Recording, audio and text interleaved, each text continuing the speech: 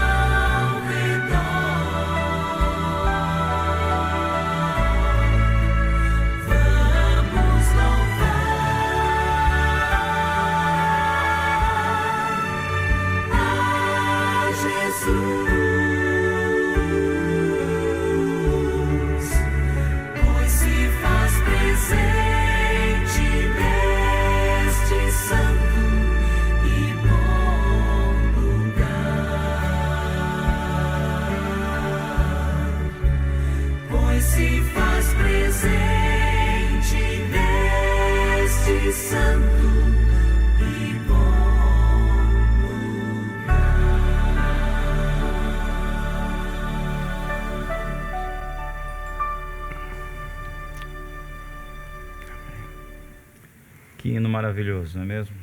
Um hino que nos dá certeza que Deus está conosco nesse momento. E para buscarmos sua presença, vou pedir ao pastor Elias que eleve uma prece ao Senhor.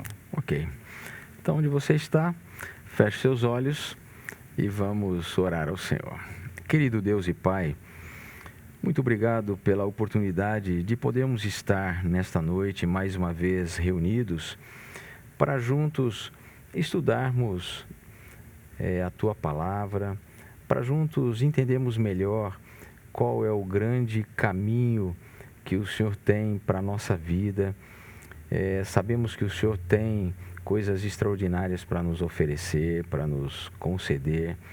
Obrigado, Pai, pela salvação que já nos foi outorgada através de Jesus Cristo. E que a gente possa compreender nessa noite qual realmente é o caminho que precisamos entender para recebermos essa graça maravilhosa que é a salvação que nos é oferecida através de Cristo Jesus. Pai querido, abençoe a todos aqueles que estão conosco, as famílias. Abençoe, Pai, a necessidade de cada um, que nessa noite, ao colocarmos aqui diante do Senhor as nossas súplicas, os nossos pedidos, que o Senhor possa recebê-los e que, segundo a Tua infinita graça e misericórdia, possamos ser abençoados nesta noite. Então, Senhor, toma-nos em Tuas mãos e nos abençoe agora ao estudarmos a Tua palavra. É o que te pedimos e já te agradecemos. Em nome de Jesus. Amém. Amém. Amém. Bem, Pastor Elias, nós estamos aí, estudando, na nossa série, estudando o livro Caminho a Cristo, e já estamos no nosso 7º episódio, O teste da obediência. Teve alguma frase já de impacto, pastor, que chamou sua atenção? Teve algum texto, alguma coisa que já assim te saltou aos olhos nesse capítulo 7?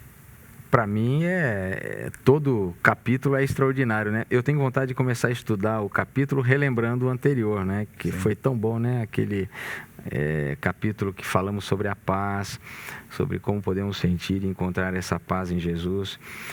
E eu acredito que esse capítulo não poderia, embora o título dele seja bem interessante, né? O teste da obediência, ele não poderia começar de uma forma melhor, não é?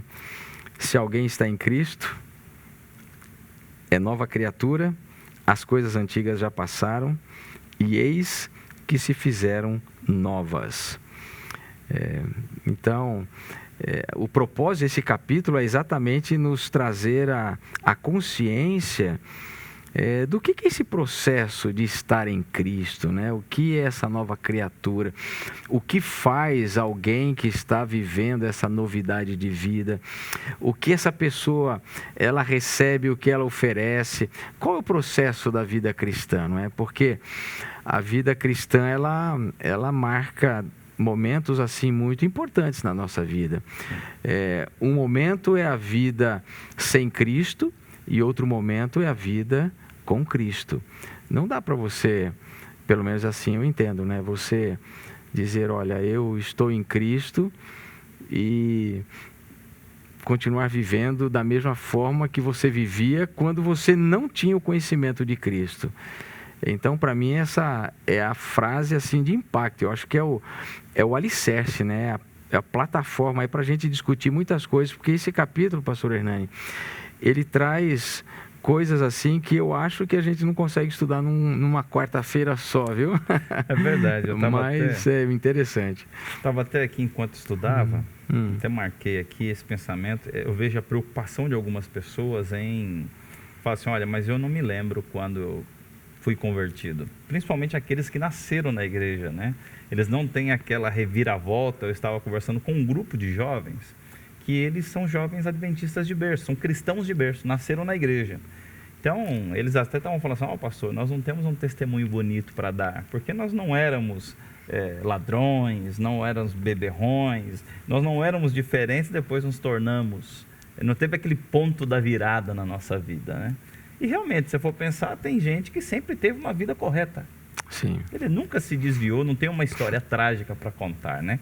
E aqui tem um texto que vai dizer assim, olha, uma pessoa pode não ser capaz de dizer o momento e o lugar exatos, nem descrever todas as circunstâncias do processo de conversão, mas isso não prova que ela não seja convertida.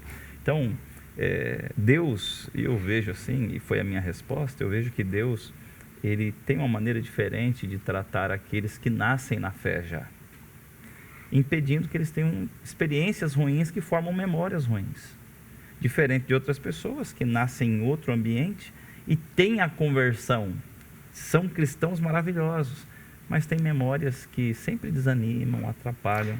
E eu digo a você que se de repente você fala assim, pastor, mas eu não lembro quando foi minha conversão, não se preocupe, porque não é a forma com que ela aconteceu que diz que você é convertido ou não, mas de acordo aqui com esse capítulo, são as nossas obras que mostram que estamos em momento de conversão, não é isso, pastor? Pastor, a gente tem aqui duas experiências vivas, né, em relação a esse processo. Por exemplo, eu nasci um lar cristão. Legal, pastor. Eu nasci um lar cristão, fui batizado aos 9 anos de idade, né? Mas eu me lembro do meu batismo, eu lembro da emoção do meu batismo até hoje, eu lembro de vários momentos na minha vida, e a vida cristã, ela é esse processo, né? Há momentos em que você pode estar numa melhor condição espiritual, há outros momentos que você não está na sua melhor condição espiritual. Sim. Esse é um processo da nossa vida.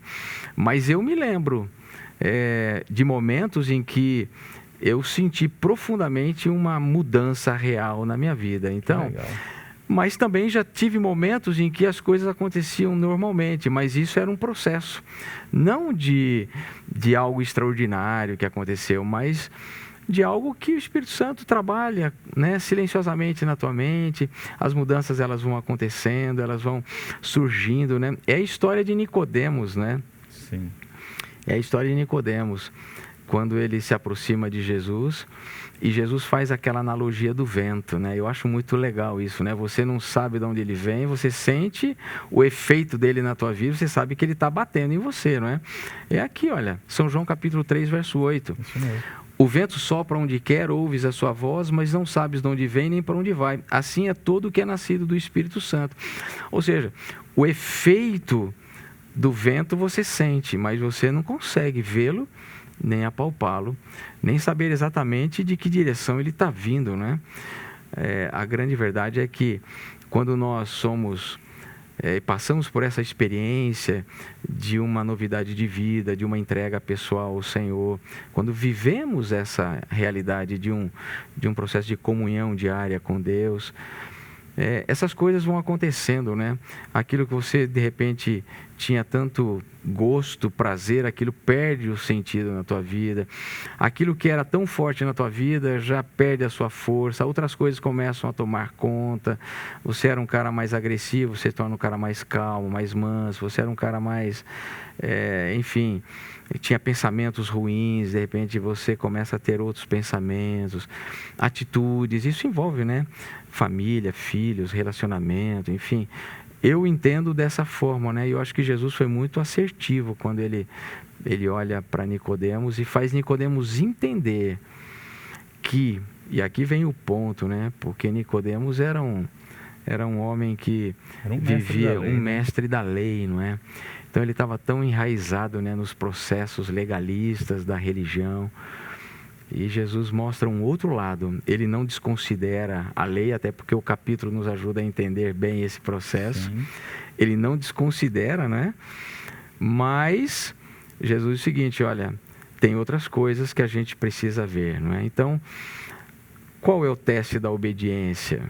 Né? Qual é o teste que a gente precisa passar? Então Jesus, ele mostra para Nicodemos, olha, há um equilíbrio. Você precisa entender que a lei é importante, mas essa lei pura, simplesmente como um exercício de ganhar alguma coisa, sim, como processo meritório na tua vida, isso não tem muito valor, se na verdade não for algo movido pelo Espírito Santo. Eu só trouxe algo assim que a gente poderia... O capítulo é grande, mas eu quero investir um pouquinho nisso que o senhor falou, porque Nicodemos ele tinha obras. Ele, como doutor da lei, como mestre da lei, ele tinha sim as suas obras. Sim. Ele era uma pessoa correta, andava segundo as tradições. Uhum. Então Jesus chega para ele e fala assim, Nicodemos, suas obras estão corretas, mas seu pensamento está errado. Então Jesus tem que corrigir a maneira dele pensar. Porque ele já está no caminho, as obras estão corretas, ele está meio descompensado, né? Mas Jesus fala assim, Jesus trabalha naquilo que falta, que é a cosmovisão. Nicodemos precisava mudar. As obras, Jesus não condena as obras dele, condena a maneira dele enxergar, a maneira dele pensar, a cosmovisão.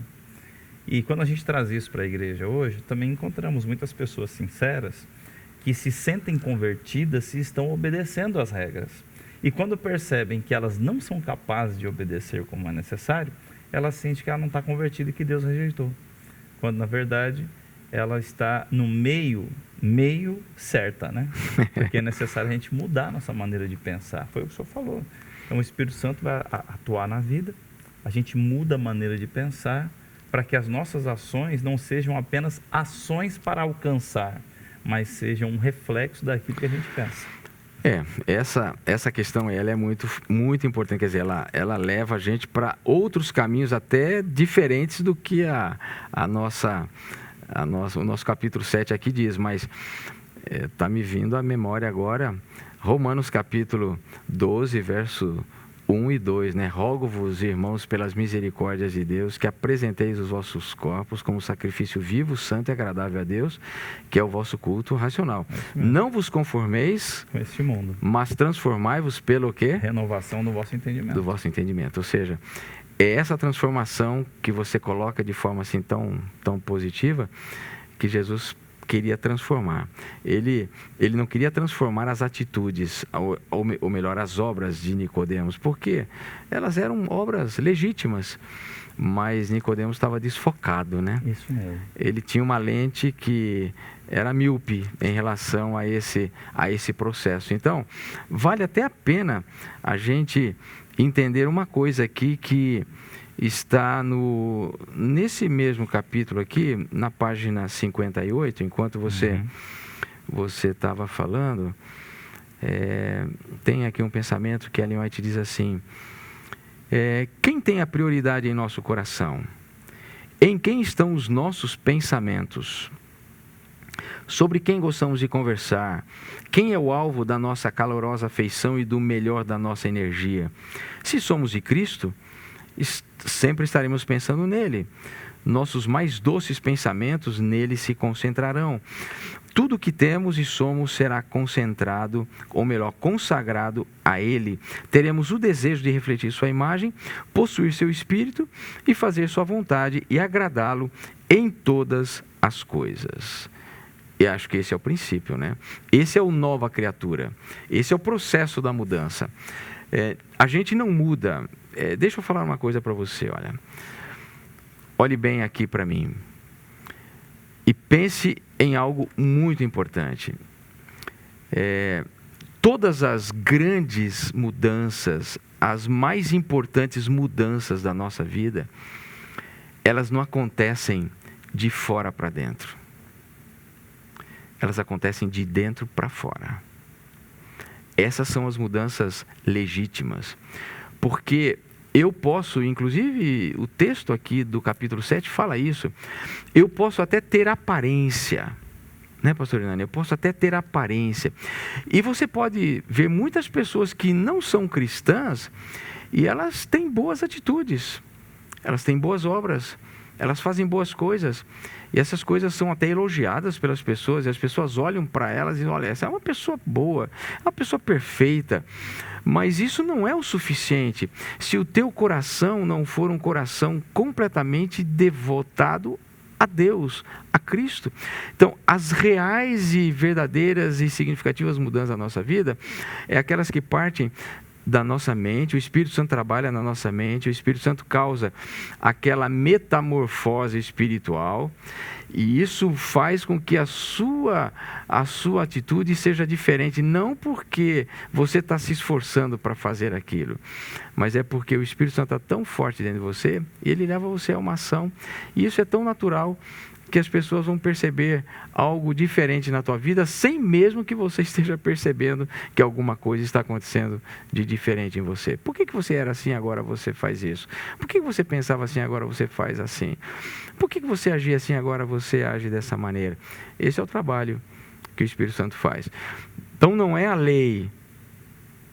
A lei é um balizamento da nossa vida. Mas é a ação do Espírito Santo na nossa vida que nos leva às práticas boas e às obras da lei, mas obras de salvação, não obras para se alcançar a salvação. Muito bem, estava até lembrando aqui, estava procurando enquanto o senhor falava, estava procurando onde estava, quando, na página 58 mesmo, no último parágrafo vai dizer assim: não haverá evidências de genuíno arrependimento a menos que ele promova uma reforma. Então, igual o senhor falou, e aqui também está dizendo que existem pessoas que podem, por um tempo, se mostrar na lei, caminho, como Nicodemos. Não é malícia, não é maldade, mas ela está enxergando de forma errada. Ela está vendo a lei com uma maneira de dizer assim, ó, eu sou cristão, porque eu faço isso. E até por respeito, por influência, a pessoa pode ter uma vida bem ordenada. Isso aí está no segundo parágrafo ali, né? Mas se não houver reforma genuína, arrependimento, isso vai cair. É uma máscara pesada demais. A aparência é uma máscara pesada demais, não é, pastor? É muito pesado. E eu digo a você, amigo, você que está nos acompanhando agora, nós temos que mudar um pouco a nossa maneira de pensar a respeito disso, porque nós não fazemos nada para alcançar a bênção, a aceitação de Deus. Nós não fazemos para alcançar. Nós fazemos porque já alcançamos. Então, sabe quando que a gente vai ter uma vida mais tranquila? Sabe quando? Vou dizer para você quando. Quando nós pararmos de nos preocupar em parecer e nos preocuparmos em deixar Deus fazer a obra dele em nós. Porque às vezes você está lutando para abandonar uma coisa que ela é uma consequência. E Deus quer trabalhar a causa raiz dos problemas da sua vida. Deus quer trabalhar lá onde está doendo. Deus quer coçar onde está coçando. A gente tem a mania de falar, não, vou mudar isso, depois isso. Calma, isso não é obra nossa, é obra do Espírito, como o pastor Elias falou. Nossa obra é parar de querer parecer ser e ser quem somos. E assim Deus vai mudando a gente aos poucos. Talvez você nem perceba a mudança, mas as pessoas que estão ao seu redor vão perceber essa mudança que o Espírito Santo vai causar em nós. Não é isso, pastor? Perfeito. Olha, e aproveitando esse gancho, na página 59, tem aqui 2 parágrafos que eu preciso ler. Por e favor. Eu queria que você prestasse muita atenção nele. Olha, há 2 erros que os filhos de Deus, em particular, aqueles que há pouco passaram a confiar em sua graça, precisam especialmente evitar. Quais são esses 2 erros? Primeiro, já mencionado, é o de considerar as próprias obras e confiar naquilo que podem realizar para ficar em harmonia com Deus. E aí ela diz assim: aquele que procura se tornar santo, buscando por meio das próprias obras guardar a lei, está tentando algo impossível. Tudo que o ser humano pode fazer sem Cristo está poluído pelo egoísmo e o pecado. Somente a graça de Cristo, por meio da fé, pode nos santificar. Isso aqui a gente vai falar um pouquinho mais à frente sobre isso. Mas olha, esse é o primeiro erro. Não olhe para a lei como um instrumento de salvação. Não olhe para a lei como um instrumento para se obter qualquer mérito da parte de Jesus, ou como se a lei fosse um instrumento para santificar você, porque o papel da lei não é esse. O papel da lei é um espelho, ela te mostra, ela te dá um norte, ela baliza a tua vida, ela mostra exatamente, ela te aponta a Cristo. A lei só tem esse papel de apontar você para Cristo e mostrar quão tenebroso é o pecado. Então, isso está muito claro em Paulo, escrevendo aos Romanos. Eu não conheceria o pecado se não fosse pela lei. A lei, ela tem uma função específica. Ela não é desprezível, ela é importante. É para isso que existem as leis. Então, você não saberia muitas coisas na tua vida se não existissem leis. Então, o que seria o mundo sem lei? O que seria o mundo, pastor Hernani, sem uma lei de saúde, uma lei de segurança, lei de trânsito, uma lei... As leis estão aí, elas são importantes, mas elas não te salvam de nada, elas apenas te protegem de você ser penalizado por tudo aquilo que ela coloca ali. Ela é uma proteção para você. Então é um erro. Então não acredite que a lei vai santificar você, que a lei vai trazer para você um novo estágio de vida cristã. Não. Isso é farisaísmo. Então, quando você olha para a lei e toma a lei como esse instrumento, você vai virar um fariseu dos dias de Cristo. vai virar um doutor da lei. Não é isso, pastor Hernani? Vai virar aquele que foi repudiado e condenado essas atitudes por Jesus. Agora, mas qual é o segundo erro? Aqui vem o ponto de equilíbrio para aqueles que vivem o desequilíbrio. Isso foi boa. É verdade? É o ponto de equilíbrio para aqueles que estão vivendo o desequilíbrio. Aquilo que a gente falou no início, né? Isso. Aquela coisa meio... Equalizar, né? Equalizar, né? Olha aqui, o erro oposto, e não menos perigoso, é acreditar que Cristo isenta a pessoa de guardar a lei de Deus, que considerando que somente pela fé nos tornamos participantes da graça de Cristo e nossas obras nada têm a ver com a nossa redenção. E aí, pastor Nani, fala para mim sobre isso. Olha, isso aqui é a parte que até hoje tem conflito em quase todas as igrejas sobre isso, né, pastor? Muitas pessoas acreditam que sua autoridade na igreja se faz pelo que elas fazem para Deus, quando na verdade as obras são consequência. Então, olha aqui, presta atenção no que eu vou falar para você. Obra é consequência. Obra não é uma escada. As obras não são escadas. Esse vem de um pensamento medieval, quando a igreja cristã do período medieval trazia, sim, tanto as indulgências, como as boas obras, como méritos para alcançar uma salvação em Cristo, fugindo do purgatório, fugindo do inferno, fugindo do limbo e garantindo a presença junto ao Criador no que eles acreditavam ser o céu da eternidade. E hoje ainda muitos irmãos têm isso agregado, pastor, achando que eles precisam fazer para serem aceitos, quando Deus ele não exige de nós nada que já nos tenha dado. Então, resumindo aqui. Gostei dessa frase. Gostou? Resumindo, você não faz para alcançar, você fez porque já foi alcançado. Você está entendendo? Você não faz para alcançar, você faz porque já foi alcançado. É como num casamento. Período de namoro é um período de namoro. Você não exige no namoro o que o casamento pede. E talvez seja por isso que muitos lares estão desequilibrados. A gente só exige, cada fase tem sua fase. E na fase da nossa vida de santificação, você não faz para alcançar, você faz porque já foi alcançado por Deus. Você não faz para agradar a Deus, para Ele te dar. Você faz em retribuição o que Ele já te deu. Perfeito. Agora a gente começa a chegar exatamente no centro dessa conversa, né? Porque tudo aquilo que nós falamos até agora, ela foi como que o alicerce, a base, para você entender algo muito importante. E talvez seja aqui a resposta ao título desse capítulo, Teste da Obediência. Qual é o teste da obediência? Não é?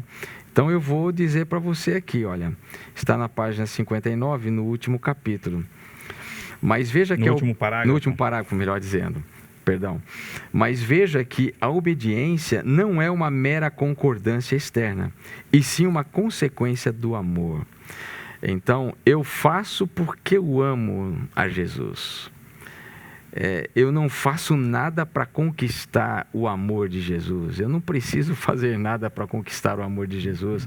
Esse amor ele já foi manifestado por mim voluntariamente. Jesus não está esperando que você faça nada para que Ele demonstre o seu amor por você. Ele é o Cordeiro de Deus que foi crucificado antes da fundação do mundo por amor a você, por amor à minha vida, por amor à sua vida. Então, eu não preciso fazer nada para demonstrar, para que Ele demonstre amor por mim. A nossa relação com Jesus, com Deus, é bem diferente muitas vezes da nossa relação paternal, humana aqui, não é? Eu entro num trabalho, por exemplo, eu entro num trabalho novo. Eu tenho que fazer tudo para agradar o chefe. Já viu essa frase, né? A pessoa assim, olha, faça tudo para agradar o chefe. Então, aí a pessoa, às vezes, ela até se perde, né? Sai do fazer e vira o puxa-saquismo, como diz, né? A pessoa fica tão, assim, uma coisa que chega a ser até irritante, né? Você vê isso, às vezes, nas pessoas. Já viu isso, pastor Hernani? É uma coisa é você fazer para agradar, no sentido de fazer o melhor que você pode, oferecer o melhor do teu trabalho. Isso é o que muitos Até nós, como seres humanos, gostamos, mas alguns gostam de ser bajulados. Então, ele é bajulado, então ele oferece, então ele dá. O filho demonstra mais carinho pelo pai, então ele oferece mais para aquele filho. Aquele outro filho não tem tanto isso, então ele recebe menos. Jesus trabalha assim com a gente? Jamais. Jamais. Então, tudo que nós fazemos tem que ser por amor. Por quê? Olha o que diz aqui, olha. Porque se nosso coração for renovado à semelhança de Deus, se o amor divino estiver nele implantado, é claro que viveremos em obediência à lei de Deus. Porque quando o princípio do amor domina o coração, quando o homem é renovado segundo a imagem daquele que o criou, a promessa do novo concerto é cumprida. Hebreus capítulo 10, verso 16. Porei no seu coração as minhas leis e sobre a sua mente as escreverei. O que nós falamos no início? Mente e coração. E o que significa o coração? Significa a expressão dos nossos sentimentos. Então, quando você diz assim, eu amo, você expressa, não é isso? Isso mesmo. Você não diz para a Roberta assim, eu te amo, Roberta, e vira as costas as costas e sai. Quando você diz que ama, você diz assim, o que ela está esperando de você? Alguma ação, alguma atitude. Alguma ação. Pastor, o senhor trouxe uma frase, um pensamento fantástico, porque no pensamento hebraico não existe o abstrato. Não. No pensamento hebraico tudo é concreto. Então, o sentimento, ele não é algo transcendente, é algo imanente. Imanente. Então, é como diz João capítulo 3, verso 16. Deus amou o mundo de tal maneira que deu. Então, ele amou, ele sente, e o sentimento faz com que ele faça algo. Então, essa parte, o senhor estava comentando do amor, desculpa até interromper sua fala aí, mas... É que eu senti que você ficou extremamente tocado quando eu falei da Roberta e tudo mais, né? Eu até preciso conversar com a Roberta para ver se isso... Você está expressando bem. Você está expressando bem. Mas, ó, o senhor falou duas coisas que me deixaram assim bem pensativo, sabe? Começou a borbulhar a mente aqui. O primeiro, quando o senhor falou do trabalho, né? Quando a pessoa começa num novo trabalho. Ela não é contratada pelo que ela vai fazer, ela é contratada pelo que ela já fez. Sem dúvida. Então, ela está sendo contratada porque já foi ouvido do que ela tem capacidade de fazer. Ela tem um currículo, né? Ela tem um currículo. Tem um currículo. Então, assim, o patrão não está contratando porque, vou contratar você para ver se vai dar certo o que você vai fazer. Não. Você não recebe pelo que você vai fazer, você recebe pela fama do que você já fez. Você já teve experiência comprovada. Isso. Então, a gente não causa as coisas na igreja, a gente não faz as obras para Cristo nos amar. Ele já nos amou. Então, esse amor que nos leva a fazer, ele não vai ser conquistado, ele já foi dado. E é mais fácil nos sacrificarmos quando amamos aquele que nos amou primeiro. Sem dúvida. Então, quando eu amo a Jesus, não é pesado para mim deixar de fazer as coisas. Não estou dizendo que é bom, sem dolorido, dúvida. É sofrido, é chato. É um processo de desapego, que às vezes demora um dia, uma semana, um mês, um ano, 10 anos. E o segundo ponto que o senhor colocou também tem a ver com o casamento. Então, no casamento, você não casa com a pessoa pelo que ela vai fazer para você. Você casa pelo que o namoro e o noivado trouxeram. Então, esse relacionamento, esse sentimento, essa segurança, essa paz, esse desejo de estar junto, é ele quem nos faz dizer o sim, né? Então, você fala o sim e você vai trazendo a retribuição. E só mais um pensamento sobre o casamento, que eu acho interessante, é que nem sempre no casamento você faz o que você quer fazer. Não. Você faz o que é necessário. E que não desagrada o outro. Não desagrada o outro. Então, tem coisas, já que o senhor já vai falar com a Roberta, eu vou revelar alguma. Tem coisas que eu não faço porque eu gosto para a Roberta. Tem coisas que eu deixo de fazer porque ela não gosta. Então eu paro e falo, não, isso aqui ela não gosta. Eu não tenho problema em fazer. Mas tem coisas que ela não gosta. Então, eu não faço pelo amor que ela tem por mim. E eu vejo que na conversão é a mesma coisa. Eu não faço porque o pessoal da igreja vai falar, eu não faço porque o pastor vai vir aqui me visitar, eu faço porque é para Jesus, ele me amou, então eu vou fazer por ele. Mesmo que algumas pessoas não entendam, eu não tenho que dar satisfação do meu amor por Cristo para as pessoas. Eu tenho que manifestar esse amor em respeito, em boas obras, mas as minhas ações, o que eu deixo de fazer, tem que ser por amor, senão vira, como o senhor disse, um tipo de farisaísmo, porque eu estou fazendo para ser aceito, quando eu faço porque já fui aceito. Exatamente. Você fechou, completou. Amém. Eu nem precisei terminar, né? Você terminou para mim. Agora, tem uma coisa importante aqui também, e reforçando isso daí, tá? É isso que é a essência dessa reflexão hoje. A gente não precisa dizer muitas coisas a mais, porque a essência já está aqui bem fundamentada, né? Mas olha a página 61, pastor Hernani. Sim. E se você tem um livro aí, abre, acompanhe, sublinhe isso, coloque isso assim, com aquele marca-texto, né, que a gente coloca. E aqui o meu está, destaque, ó, né? O meu está em destaque aqui, olha. Está bem aqui, olha, bem destacado. Diz assim, ó: não ganhamos a salvação por nossa obediência. Eu já deixei claro isso para você em outro comentário. Nós já conversamos sobre isso. Pois a salvação é um dom gratuito de Deus que recebemos pela fé. Mas a obediência é o fruto da fé. Sabeis que também ele se manifestou para tirar os pecados, isso está em 1 João 3, 5, 6, e nele não existe pecado. Todo aquele que permanece nele não vive pecando. Todo aquele que vive pecando não o viu nem o conheceu. Olha que coisa incrível. É forte isso Fortíssimo, aqui, né? hein? Forte. João aqui vai na jugular, né? Aí ele termina o pensamento e diz assim: aqui está a verdadeira prova. Se estivermos em Cristo, se o amor de Deus habitar em nós, nossos sentimentos, nossos pensamentos, propósitos e ações estarão em harmonia com a vontade de Deus, expressa nos preceitos de sua santa lei. Então aqui, olha, isso daqui para mim presta atenção, tira o peso, sabe, de uma carga, de uma religião que muitas vezes oprime as pessoas. Eu vou dizer para você, eu sou pastor há mais de 35 anos e eu não me sinto pesado. E eu vivo essa religião desde a minha infância. E eu aprendi com a minha mãe, eu aprendi mesmo num período onde a igreja era tida assim como uma igreja mais legalista, que não tinha talvez tanto uma compreensão como nós temos hoje da justificação pela fé, onde se focava muito o processo da lei, a observância dos mandamentos. Eu me lembro desse momento, mas eu tinha sempre uma paz tão grande no meu coração, porque o meu relacionamento com Deus não estava e nunca foi baseado em obrigações legais, em cumprir mandamentos, porque é tão forte isso dentro do meu coração, e quando eu falo com muita sinceridade.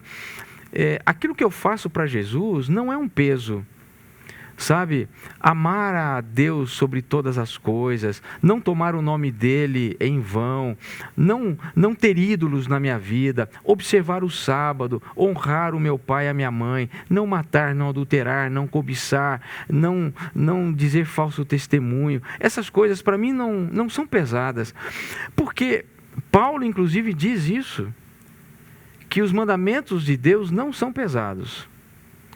E em que contexto ele fala isso, pastor? Ele fala no contexto de uma vida que tem um processo não é uma vida perfeita, é uma vida que às vezes tem os seus escorregões aqui, ali e tal, mas é uma vida que está num processo de comunhão com Deus.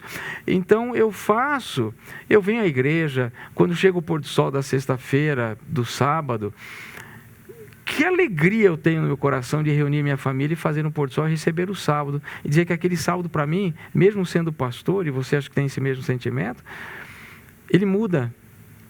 Ele não é um dia comum, não é?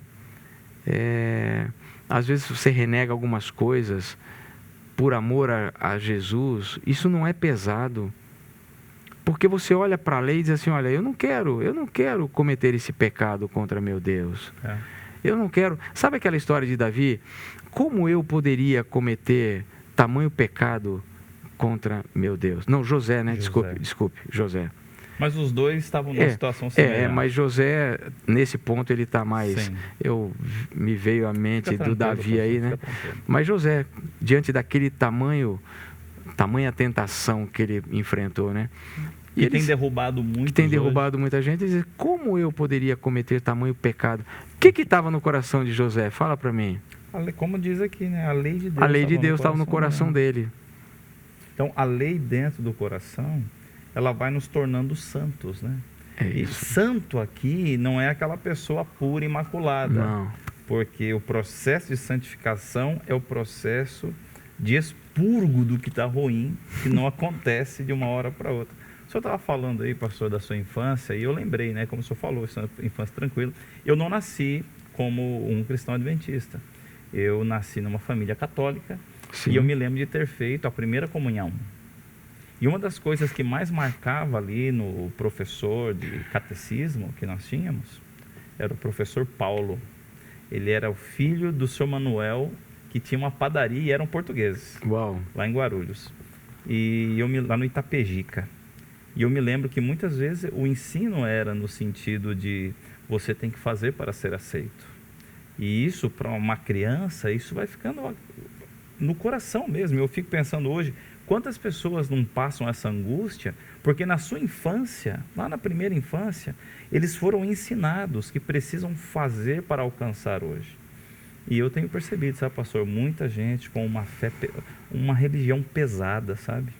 Uma religião difícil, uma religião triste, porque reconhecem que suas obras não são suficientes. Mas essa semente do desejo de fazer para alcançar foi colocada lá na infância. Lá quando faziam a catequese, lá quando faziam, de repente, a escola dominical, lá quando faziam uma escola lá no hall do berço, ao pegar uma professora recém-conversa, que ainda não tinha entendido muito bem esse conceito, e acaba passando, não de maldade, mas aquilo que aprendeu. E hoje as pessoas vivem uma vida muito pesada. E como o senhor colocou, a vida ela pode ser mais leve. Quando a gente tem o coração, os mandamentos no coração, e fazemos entendendo que não como uma obrigação de um Deus que tem uma vara de marmelo ou de maçã na mão, mas ele está ali falando assim, filho, aqui você pisou na bola, levanta e vamos corrigir isso aí ao longo do... Não um Deus que me rejeita no primeiro erro, mas é um Deus que me educa no caminho da melhoria, no caminho da salvação, que Ele mesmo implanta na gente. Agora, quando você coloca isso, pastor, dessa correção, de como Deus, Ele trata a gente, como Deus, Ele tem paciência, né? Porque Sim. Ele não perde a paciência com a gente, né? Não. Ele implanta, né, a lei dele no nosso coração. Essa lei no nosso coração nos leva a ações, a obras de santificação, por esse processo mesmo do Espírito Santo trabalhando na nossa mente. Mas há momentos em que nós também caímos. A despeito disso, nós não vamos ter essa natureza pura e santa só na eternidade. Nós ainda temos uma natureza que carregamos, uma natureza de pecado, natureza pecaminosa. Mas e qual deve ser a nossa atitude quando a gente dá essa escorregadinha, né? Olha aqui, olha, final da página 63. Ok. Muitas vezes, e ela não diz que são poucas vezes, ela diz assim, teremos que nos prostrar e chorar aos pés de Jesus por causa de nossas faltas e erros, mas não devemos desanimar. Mesmo se formos vencidos pelo inimigo, não seremos rejeitados nem abandonados por Deus. Não. Cristo está à destra de Deus, também intercedendo por nós. Eu confesso que eu li isso e reforço na minha mente aquilo que sempre acreditei, mas isso foi como um bálsamo para mim. Porque às vezes as pessoas acham que algumas pessoas, elas têm graus de santificação maiores do que outras, né? E ninguém tem graus de santificação maior do que ninguém. Está todo mundo no corredor do hospital. Do hospital. E não tem enfermeiro, são todos infectados pelo pecado, todos dependendo do soro da graça de Cristo. Lindo, né? Então, isso é extraordinário. Então, se você, por exemplo, eu não sei quanto tempo você tem de religião, ou se você está aprendendo agora o que é o caminho da vida cristã, não é? Olha, o caminho a Cristo. Esse caminho, ele não é um caminho que talvez seja só pavimentado, sem nenhum buraco, sem nenhum escorregão, sem nenhuma queda, sem nenhuma quebradura, sem nenhum sentimento de dor, de tristeza. Não. Ele é um caminho que ele é estreito, ele é apertado, ele é um caminho difícil. Não é um caminho tão simples, mas é um caminho que vale a pena você caminhar, porque eu prefiro sentir a dor da rejeição de um pecado, de uma tendência pecaminosa, do que sentir a dor lá no final da rejeição de Deus, por não ter escolhido o caminho mais apertado e ter escolhido o caminho aberto, o caminho largo, o caminho que tudo pode, o caminho que eu vou ter mais risos do que choro, que eu vou ter mais aparentes alegrias do que tristezas, talvez uma vida mais confortável do que uma vida mais apertadinha, uma vida mais abnegada. Então, eu prefiro seguir o caminho apertado, porque isso o próprio Cristo disse. É um caminho apertado, um caminho estreito, né? Mas é o caminho que conduz para Cristo, é o caminho que conduz à vida eterna. E se nesse caminho você ainda tiver aí um escorregão, você pode chorar, mas não desanimar. Porque mesmo que você seja vencido pelo inimigo, você não vai ser rejeitado nem abandonado por Deus. Que coisa extraordinária. Olha aqui, pastor, ainda vai dizer aqui, é o segundo parágrafo da página 64. Quanto mais perto você estiver de Jesus, mais cheio de falhas sentirá que é, pois sua visão ficará mais clara e as suas imperfeições serão vistas em amplo e distinto contraste com a natureza perfeita de Cristo. Isto é prova de que os enganos de Satanás perderam seu poder e que a influência vivificante do Espírito de Deus está lhe despertando. Então aqui, quanto mais próximo de Cristo, mais indigno eu sei que eu sou. E quanto mais próximo de Cristo nós estamos, não é que a vida fica mais pesada. Não. Mas mais conformados com nossa incapacidade nós ficamos. E mais dependentes de Cristo, né? Porque viver uma vida independente de Cristo é uma vida muito pesada, é uma vida difícil. Porque você tem que confiar na sua própria força, em não errar, em fazer bem o que se faz, quando nós somos apenas um meio, né? Nós não somos a água que cai, nós somos a torneira que conduz a água ao copo das pessoas, né? Então, como o senhor bem falou, uma queda de um cristão é apenas um aprendizado do que o pecado vai me trazer. Quando eu tropeço e caio, eu só estou dizendo assim, olha, eu preciso aprender a andar melhor. É igual a bicicleta, né? Ninguém nunca deixa de cair na bicicleta. Não, até depois de marmanjo, né? Depois de mais velho, você desequilibra às vezes, não é assim? Às vezes, pastor, eu vejo que na bicicleta mesmo, no exemplo da bicicleta, nós estamos tão seguros que sabemos fazer, que é onde acontecem os acidentes. É isso mesmo. Então a vida cristã eu vejo da mesma forma. Quando a gente acha assim, não, agora eu estou seguro, agora eu sei, eu estou certinho, eu estou santo, é quando você tem as piores quedas. Porque você está distraído. Você não está mais preocupado em fazer para alguém. Você está fazendo porque você pode fazer. Eu confesso que eu tomei talvez o pior tombo de bicicleta na minha vida. Eu tenho algumas experiências... Eu nem me lembrei, tá? Eu tenho algumas experiências muito ruins com bicicleta, né? Aos 6 anos, 5 para 6 anos, eu fui atropelado por uma bicicleta. Sério, fui atropelado violentamente, indo para a igreja. Olha só. E desse atropelamento eu fiquei 7 dias hospitalizado. Uma hora eu conto melhor essa história. Tá bom. Mas... depois você aprende a andar de bicicleta e tudo mais. E eu me lembro que quem nunca gostou de aquela aventura, né? Pedalar sem as mãos as no mãos. guidão, né?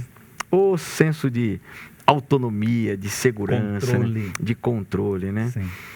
E eu me lembro que eu estava com alguns amigos, né? Pedalando numa velocidade assim, acima até mesmo da capacidade da bike. E nós entramos então numa descida. Eu disse, que descida maravilhosa. Agora é hora de eu mostrar a minha total habilidade, né? E eu então soltei o guidão da bicicleta. Eu estava numa descida assim, muito íngreme. E eu esqueci que lá embaixo havia um barranco, aonde a rua acabava, uma cerca de arame enfarpado e uma fazenda. E eu esperei até o último para tentar frear a bike. Quando eu peguei no volante para tentar frear a bike, eu já vi que não dava mais. Eu bati naquele barranco, fui arremessado para dentro da fazenda, a minha bike acabou completamente e eu me arrebentei no arame enfarpado e dentro daquela fazenda. Misericórdia. Então, assim, o que é autoconfiança? Nunca mais eu pedalei. Até hoje eu tenho medo de soltar o guidão da bike. De vez em quando eu solto para ver se ainda eu tenho segurança, né? Mas eu seguro novamente. Então, algumas quedas que acontecem na nossa vida até nos ajudam a entender que nós não somos suficientes. Isso mesmo. Que nós somos dependentes, que nós precisamos nos apegar, nos firmarmos em Jesus e reconhecermos a nossa limitação. E pastor, e com isso eu acho que a gente pode até encerrar o nosso bate-papo. Sim. E eu vou pedir que você leia o penúltimo parágrafo aqui do capítulo 7, página 64. Olha o que diz aí, leia para nós. Quem não reconhece a própria pecaminosidade não consegue desenvolver um amor mais profundo por Jesus. A pessoa que é transformada pela graça de Cristo passará a admirar seu caráter divino, mas o fato de não enxergar a própria deformidade moral é uma indiscutível evidência de que não tivemos uma visão da beleza e da excelência de Cristo. Quem não reconhece, né? Então, a lei, as obras, a transformação da mente, né, do coração, tudo começa por aqui, não é? A gente vai enxergar Deus de uma forma diferente, o Espírito Santo ele vai trabalhar na sua plenitude na nossa vida. Quando você diz assim, olha, Senhor, eu reconheço, eu realmente tenho essa fraqueza. A gente tem que ser sincero com Deus. Tem alguns que trazem dentro de si uma herança, uma bagagem genética muito difícil. O ambiente em que vivia. Então ele carrega dentro dele aquilo que nós chamamos, né, de uma tendência herdada. Não simplesmente que ele cultivou, ele traz muitas coisas dentro dele. Ou como diz um cantor aí, né? Uma força estranha, uma força estranha na pessoa. Né? Então, ele tem que reconhecer isso. O Espírito Santo transforma, ele muda, ele aplaca isso. Mas você tem que reconhecer, não se sinta forte, não se sinta o Todo-Poderoso. Sinta-se completamente dependente de Deus.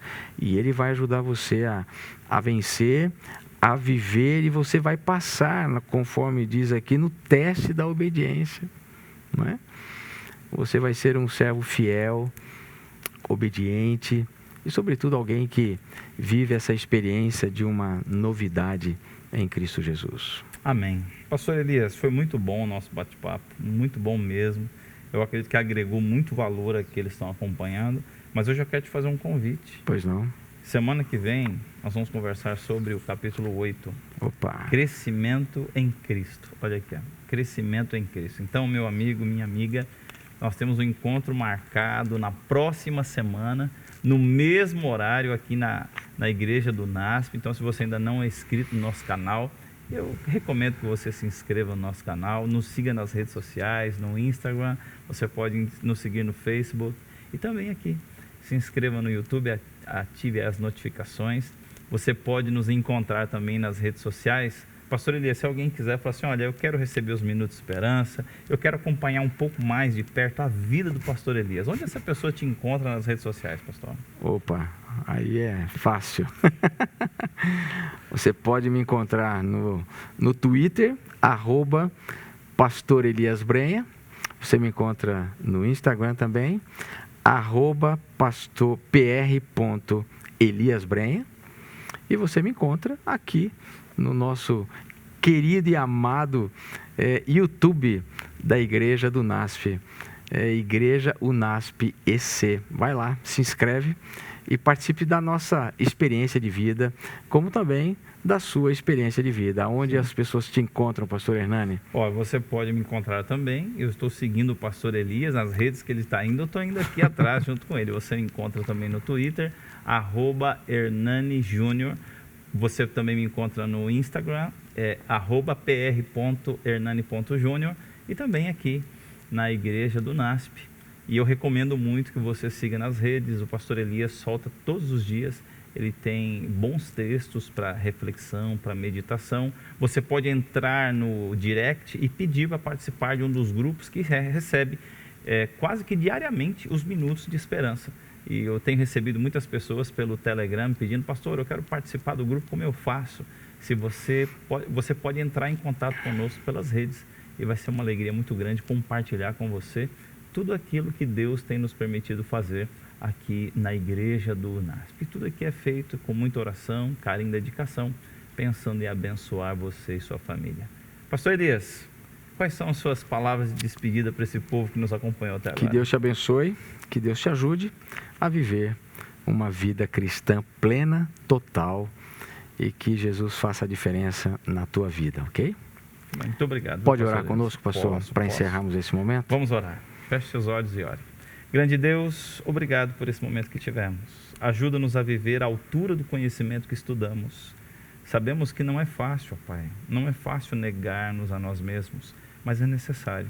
Ajuda-nos a enxergar o Teu amor para que possamos abandonar aquilo que amamos, que é contra aquilo que o Senhor ensina. Nos dá uma vida feliz para que possamos ter um lar feliz e um ambiente feliz onde estivermos.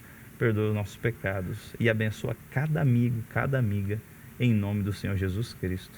Amém. Amém. Que Deus te abençoe. Até nosso próximo encontro. Forte abraço. Forte abraço.